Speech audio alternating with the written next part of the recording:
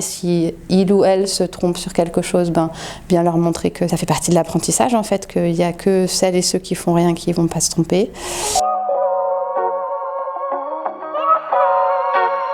Donc bonjour, moi c'est Marie, je suis à l'Académie de Créteil, je suis prof anglais-lettres au lycée pro.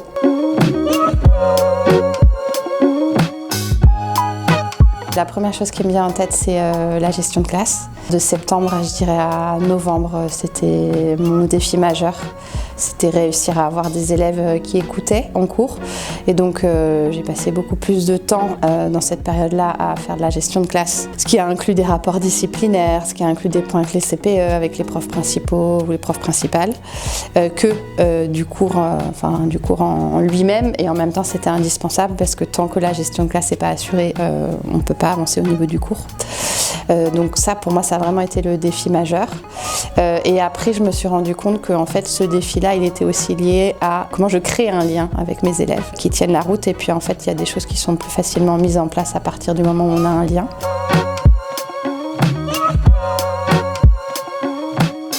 C'est des élèves pour qui l'affect est très important et donc le fait de se sentir écouté, le fait de se sentir valorisé est très important.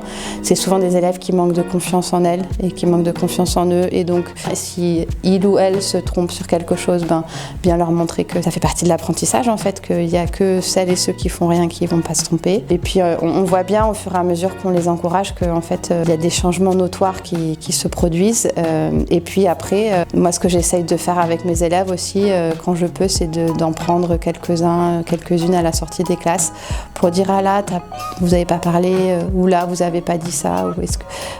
C'est quoi le problème et du coup de dénouer des petites choses comme ça et après ça va s'en ressentir au niveau de la dynamique de classe.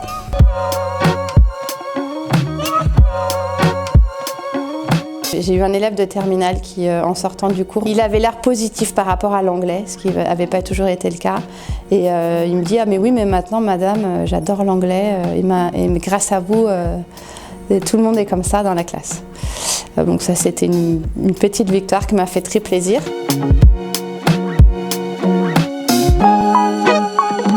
Il y avait une élève, dès qu'elle est arrivée dans la classe, elle n'avait pas envie de coopérer. En fait, elle a commencé par me comparer avec sa prof d'avant, qu'elle aimait beaucoup. Et j'ai bien compris que moi, elle n'allait pas avoir très envie de travailler avec moi. Et puis, elle devait avoir une évaluation orale. Et puis, elle n'était pas venue avant, donc c'était un peu compliqué. En même temps, c'était la même règle pour tout le monde. Donc, j'ai senti que le conflit montait un peu. Et puis après, je me suis dit, je vais essayer de lui proposer, de lui donner le même sujet qu'aux autres et on verra ce qu'elle pourra faire avec. Elle s'est quand même prêtée au jeu. Elle a fait l'évaluation orale. Et à la fin, je lui ai dit, j'aimerais bien qu'on parle.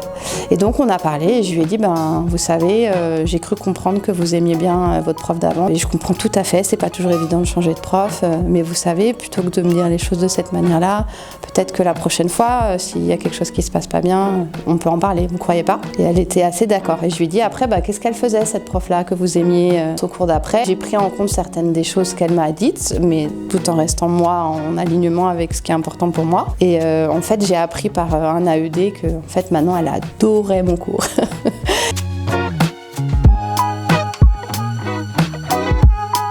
C'était un élève avec qui ça avait également très mal commencé. Non seulement c'était pas un élève qui travaillait, mais c'était un élève perturbateur. Il rentrait avec ses écouteurs et puis on lui demandait de l'enlever et puis il les remettait. Quand je faisais l'appel en anglais, une fois il n'a pas voulu répondre. Moi je savais l'importance de garder les rituels en place, donc j'ai maintenu ma position. Bref, ça a mené à son exclusion. Et en fait, à un moment donné, j'ai senti qu'il savait des choses et j'ai commencé à l'encourager. Et j'ai fini par comprendre qu'en fait, cet élève-là, pour lui, c'était important de faire semblant qu'il était le mauvais élève parce que c'était une posture par rapport à ses camarades. Et je me disais, mais comment je vais arriver à changer ça? Parce que c'est tout un rôle qu'il doit changer. Et le CPE, ce jour-là, me dit... écoute, si tu veux, il y a sa mère qui est là, ce serait peut-être l'occasion. Donc j'ai sauté sur l'occasion, je suis allée voir la maman et je lui ai dit, vous savez, votre fils, je pense qu'il est vraiment intelligent, il a des capacités, mais des fois, il n'a pas forcément envie de se mettre au travail et je trouve ça dommage parce que c'est un potentiel qui est gâché. Et le cours d'après, cet échange avec la maman, c'était un cours où j'ai reçu une visite de la chargée de mission de l'Académie de Créteil, donc pour une visite conseil. Et en fait, c'était magique parce que c'était mon élève qui était le plus participatif. Il a insufflé en fait une énergie, un dynamisme dans la classe qui était assez incroyable. Même la professeure adjointe était assez bluffée, surprise même parce que c'est un élève qu'elle n'avait pas vraiment vu sous cette lumière-là. Et malheureusement, cet élève-là n'est pas toujours présent dans mes cours. C'est un élève qui est assez absentéiste. Pour autant, à chaque fois qu'il vient, je le valorise et à la fin du cours, je lui dis « je peux compter sur vous la prochaine fois ». Des fois ça marche, des fois ça marche pas, mais je continue de le valoriser de la même manière. Et en plus j'en ai parlé avec d'autres profs, c'est vraiment un élève qui a un potentiel et c'est important de le valoriser.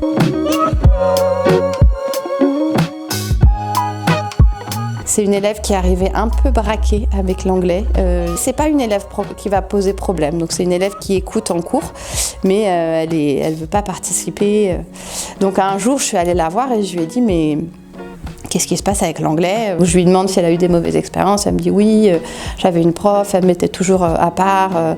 Et donc, bon, ça a été un peu traumatique pour elle. Et elle m'a dit, je suis nulle. Je lui ai dit, ben, vous inquiétez pas avec moi, ça va pas être le cas, je vais pas vous mettre à part, vous allez même être au centre.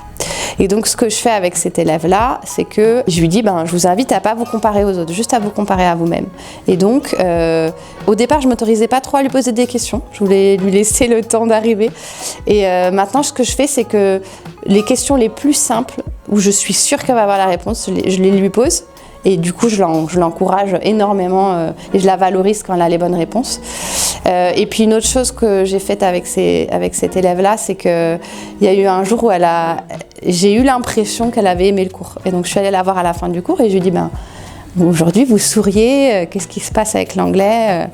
Et elle me dit bah oui, parce qu'aujourd'hui madame, on a rigolé, donc c'était plus simple. Et je me suis dit, en fait cet élève-là, pour moi ça va être mon curseur. Et elle n'a pas raison sur tout, mais pour moi c'est un repère. Donc de me dire, cet élève-là, si elle est détendue, c'est plutôt bon signe. Et si elle ne l'est pas, voilà, qu'est-ce que je peux ajuster dans mon cours? Et je l'ai vu en fait, plus ça va, plus elle prend, j'ai l'impression qu'elle prend plus de goût, elle prend aussi confiance en elle et aussi elle participe plus. Donc ça pour moi c'est une grande victoire.